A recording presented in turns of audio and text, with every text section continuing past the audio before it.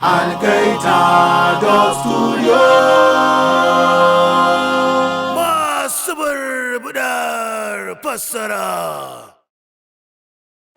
Wato ainihin ku suburbuɗa mana subscribe sannan ku danna wannan wato ainihin ƙararrawa ta yadda za ku samu sanarwa ta musamman a duk lokacin da muka wato ainihin ɗora sabuwar ɗauka.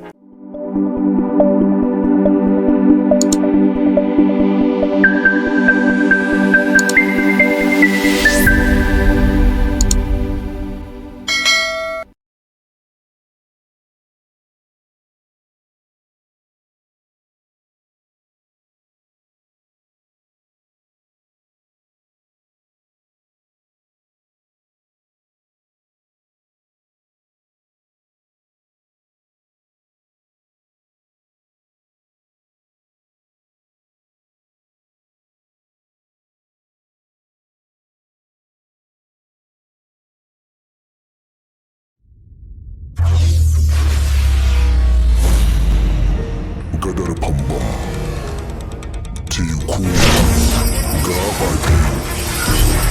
Shekaru bakwai da suka wuce wani abu ya fara a kan wannan gada, wanda ya zama babban alamar Rameshwaram da Ramana Tapuram saboda yi ne wanda gaskiya rabu da juna, yanzu a zuciya masu rabu da juna.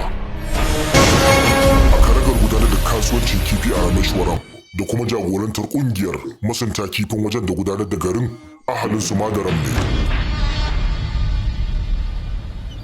Shekaru 40 da suka wuce wani ahali mai karamin karfi ya zo Ramana Tapuram daga Turinar Gani. Yanzu sun mallaki eka 240 na gonar ruwan kiwon jatan lande. Ahalin Farava ɗaya daga cikin manyan wajen sarrafa jatan lande ya kasance masana'antar Farava Seafoods.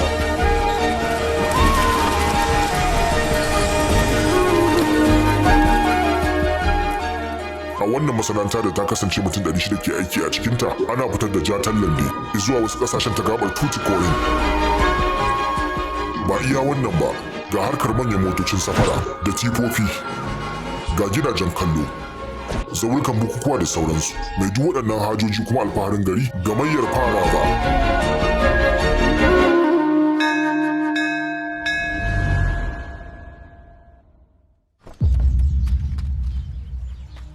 Yalla bai wannan silikina ne Farava. Mun samu labarin yau ka zo majami'ar mu bayan lokaci mai tsayi.